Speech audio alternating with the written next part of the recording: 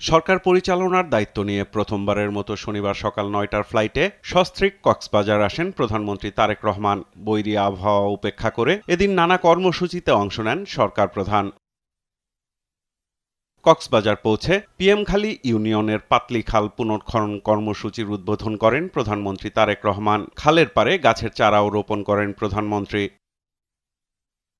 খাল খনন উদ্বোধন শেষে পথসভায় ভাষণ দেন প্রধানমন্ত্রী তারেক রহমান। বলেন, ভোটের কালির দাগ শুকানোর আগেই জনগণকে দেয়া প্রতিশ্রুতি বাস্তবায়নে কাজ শুরু করেছে সরকার। দেশের মানুষের ভাগ্যের পরিবর্তনে খাল খনন পুনঃখনন, ফ্যামিলি কার্ড, কৃষক কার্ড বিতরণ, বিনামূল্যে নারী শিক্ষা নিশ্চিত করা সহ সরকারের নেয়া নানা উদ্যোগ তুলে ধরেন প্রধানমন্ত্রী। স্নাতক পর্যন্ত বা ডিগ্রি পর্যন্ত আমরা এই বর্তমান সরকার মেয়েদের শিক্ষা ব্যবস্থা ফ্রি করার ঘোষণা দিয়েছে এবং শুধু তাই নয়, একই সাথে আমরা যারা ভালো রেজাল্ট করবে তাদেরকে আমরা উপবৃত্তিও দিব ইনশাআল্লাহ।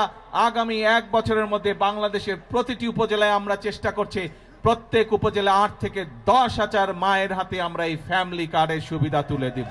সরকার প্রধান বলেন, অন্যান্য বছর বাজেট ঘোষণার পরদিন নিত্যপণ্যের দাম বাড়লেও সরকারের নেয়া উদ্যোগের কারণে এবার কোনো নিত্যপণ্যের দাম বাড়েনি। চিকিৎসা খরচ কমাতেও সরকার প্রস্তাবিত বাজেটে প্রয়োজনীয় ব্যবস্থা নিয়েছে বলে জানান সরকার প্রধান। এইবার বাজেট দেওয়ার পরে এখন পর্যন্ত কোনো জিনিসের দাম বৃদ্ধি পায়নি, কারণ বর্তমান সরকার এই 2 দিন আগের বাজেটে 60টি পণ্যের উপর থেকে ট্যাক্স তুলে নিয়েছে, যাতে করে নিত্য প্রয়োজনীয় জিনিসের দাম না বাড়ে। চিকিৎসা ব্যবস্থার অনেকগুলোর উপরে আগের সরকারগুলো ট্যাক্স রেখে গিয়েছিল, ভ্যাট দিয়ে গিয়েছিল, আমরা সেই ট্যাক্স গুলো আমরা উঠিয়ে নিয়েছি। জনগণের স্বস্তির জন্য দেয়া প্রস্তাবিত বাজেট নিয়ে প্রধান বিরোধী দলগুলোর সমালোচনার জবাবে প্রধানমন্ত্রী বলেন, জনগণকে বিভ্রান্ত করে দেশের মধ্যে অস্থিতিশীলতা তৈরি করতে চাইছে তারা। যেই বাজেটে মদের দাম বাড়ানো হয়, যেই বাজেটে সিগারেটের দাম বাড়ানো হয়, সেই বাজেটও বিরোধী দলের পছন্দ নয়।